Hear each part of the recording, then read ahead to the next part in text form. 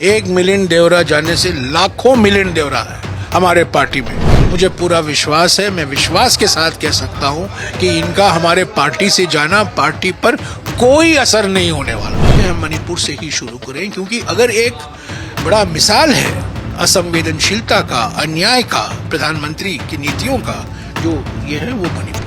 भारत जोड़ो यात्रा का सबसे बड़ा असर ये था कि संगठन में नई ऊर्जा आई, नई शक्ति दिखाई दी। नमस्कार, आप देख रहे हैं डीवी लाइव और मैं हूं आपके साथ निकिता। इस वक्त हम लोग मणिपुर में हैं और मणिपुर से राहुल गांधी की भारत जोड़ो न्याय यात्रा शुरू होने वाली है।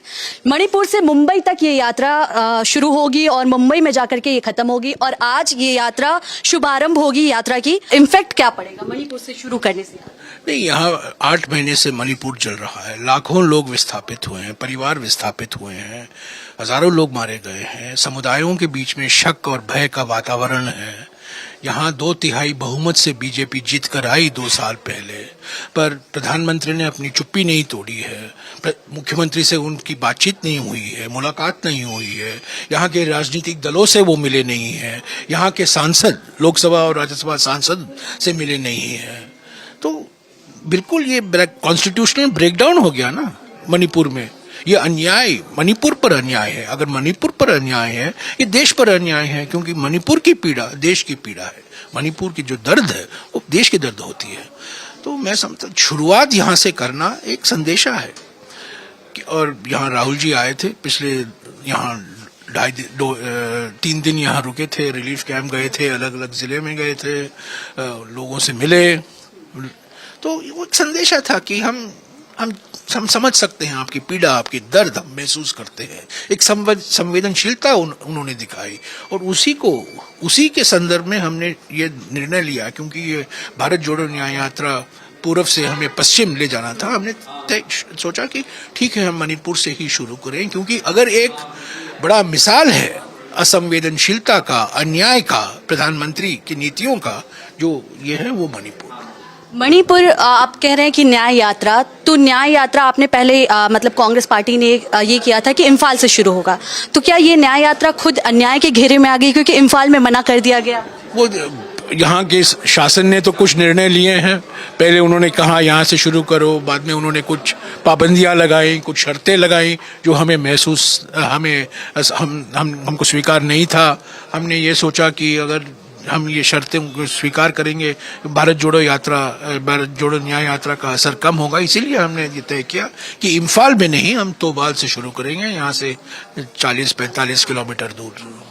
क्या लगता है इस यात्रा से क्या बदलाव आएगा जो भारत जोड़ो यात्रा से बदलाव नहीं? भारत जोड़ो यात्रा से भारी बदलाव आया। ये मैं नहीं मानता हूं कि भारत जोड़ो यात्रा का कोई असर नहीं था। भारत जोड़ो यात्रा का सबसे बड़ा असर ये था कि संगठन में नई ऊर्जा आई, नई शक्ति दिखाई दी, विचारधारा में क्लैरिटी आया और एकजुटता आई हमारे संगठन में। और राहुल जी को एक बहुत महत्वपूर्ण मौका मिला जनता के बीच जाने का, करीब 6 महीने के लिए। मैं नहीं ये कहूँगा कि चुनाव में हमें बहुत सफलता मिली, क्योंकि मध्य प्रदेश भी हम हारे, पर तेलंगाना हम जीते, कर्नाटक हम जीते। तो चुनावी नजरिए से मैं कभी नहीं इसको मतलब ये चुनावी यात्रा मैं कभी नहीं देखता हूँ चुनाव। और राहुल जी ने भी बार बार कहा है कि राजनीतिक यात्रा है, राजनीतिक पार्टी की यात्रा है, वैचारिक यात्रा है। पर हमेशा ये कहना कि चुनाव का इस पर क्या असर होगा, वो सवाल अलग है। चुनाव में हम हार जीत के लिए जो सवाल उठता है, जो हमें तैयारी करनी है जीतने के लिए, वो तैयारी हो रही है। साथ साथ जो यात्रा के साथ साथ वो तैयारी हो रही है और कांग्रेस अध्यक्ष उसमें पूरे तरीके से जुड़े हुए हैं।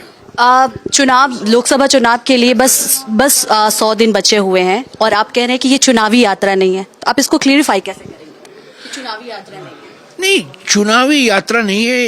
इसका मेरे कहने का ये मतलब ये है कि हम ये सिर्फ सीटों को मद्देनजर रखते हुए हमने ये यात्रा नहीं निकाला। यात्रा में हम सिर्फ चुनावी भाषण नहीं करेंगे। राहुल जी वैचारिक भाषण करेंगे। विचारधारा क्या है, राजनीतिक न्याय का माने क्या है, सामाजिक न्याय का माने क्या है, राजनीतिक न्याय का माने क्या है। पर अंत में वो नहीं कहेंगे वोट कांग्रेस। अगर एक पार्टी की बैठक है, चुनावी बैठक है, हम अंत में हम क्या कहते हैं? कांग्रेस को वोट दो। भारत जोड़ो न्याय यात्रा के समय हम वोट कांग्रेस तो नहीं कह रहे हैं, हम कह रहे हैं न्याय आपका हक है, हम दिलवाएंगे। और हक का मायने क्या है? सामाजिक हक, आर्थिक हक, राजनीतिक हक, उसका मायने क्या है, उसकी क्लैरिटी, उस पर उसका स्पष्टीकरण राहुल जी देंगे इन अगले 17 दिनों में। आपसे एक लास्ट सवाल है। आपने बोला कि भारत जोड़ो यात्रा से संगठन बहुत मजबूत हुआ है और ये यात्रा जो भारत जोड़ो न्याय यात्रा है वो मणिपुर से मुंबई तक जाएगा, और आज ही मुंबई से कांग्रेस के लिए खबर आई है कि मिलिंद देवड़ा। कोई असर नहीं होगा। 1 मिलिंद देवरा जाने से लाखों मिलिंद देवरा है हमारे पार्टी में, जो संगठन में जुड़े हुए हैं, विचारधारा में विश्वास रखते हैं। उनको टिकट मिलता है नहीं मिलता है, उनकी मायूसी नहीं है। इसका मिलिंद देवर कोई ये डाइवर्ट करने के लिए आज ही का दिन चुना गया है, ताकि घोषणा उनका जो डिपार्चर है, डिपार्चर लाउंज में बैठना, वो आज ही घोषणा, क्योंकि आज भारत जोड़ो न्याय यात्रा की शुरुआत होने वाली थी। पर मुझे पूरा विश्वास है, मैं विश्वास के साथ कह सकता हूं कि इनका हमारे पार्टी से जाना पार्टी पर कोई असर नहीं होने वाला।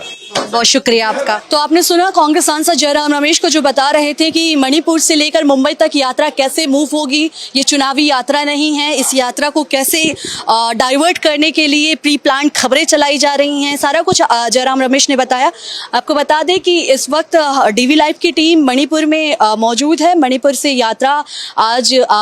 यात्रा की आज आगाज होगी। मणिपुर के थौबल जिले से इस यात्रा का आगाज होना है, जो कि मल्लिकार्जुन खड़गे हरी झंडी दिखा करके करेंगे। उसके बाद राहुल गांधी यात्रा जो लोगों से हैं उनसे मिलेंगे, मुलाकात करेंगे, और क्या कुछ होगा फिलहाल ये तो देखने वाली बात होगी। लेकिन जिस तरीके से कहा जा रहा है कि यात्रा से पहले मिलिंद देवड़ा का पार्टी छोड़ना, और उसके बाद जो मणिपुर से मुंबई तक यात्रा है, और मुंबई से ही सुबह सुबह एक खबर आई, और उस खबर में ये था कि कांग्रेस पार्टी को बहुत निराशा हाथ लगी, क्योंकि जो बहुत पुराने पार्टी 55 साल से काम कर रहे थे पार्टी के साथ, उन्होंने आज पार्टी का साथ छोड़ दिया। हालांकि कांग्रेस ने भी इसके लिए क्लैरिफिकेशन दिया है कि कांग्रेस को इससे कोई भी नुकसान नहीं होने वाला है, ना ही कि कांग्रेस इससे कोई मायूस है। फिर भी कांग्रेस कहीं ना कहीं ये देखना होगा कि आखिर कांग्रेस इस यात्रा में क्या कुछ बड़ा करेगी और क्या कुछ नया करने वाली है। जैसे कि भारत जोड़ो यात्रा आपने देखा था, भारत जोड़ो यात्रा 3500 किलोमीटर तक पद यात्रा थी। ये यात्रा 6700 किलोमीटर है, 6700 किलोमीटर या 6200 किलोमीटर तक है, और ये यात्रा हाइब्रिड है। यानी ये यात्रा कभी पैदल चलेंगे लोग, कभी बस से चलेंगे, कभी गाड़ी से चलेंगे। ये यात्रा इस तरीके से चलने वाली है। फिलहाल देखना होगा कि यात्रा में क्या कुछ नया होने वाला है। और आपको बता दें कि यात्रा में 100 लोकसभा सीट को भी कवर किया जाएगा और 337 विधानसभा सीट को भी कवर किया जाएगा। और इसी के साथ जयराम रमेश ने जैसा बताया कि यात्रा एक चुनावी यात्रा नहीं है, एक राजनीति यात्रा नहीं है, एकदम वैचारिक यात्रा है। और हमारे जो भी लोग हैं, जो संगठन है, वो मजबूत हो रहे हैं, इसके लिए यात्रा की जा रही है। और आप हमारे साथ बने रहें। डीवी लाइव की रिपोर्ट, मैं निकिता, कैमरा के पीछे फारूक।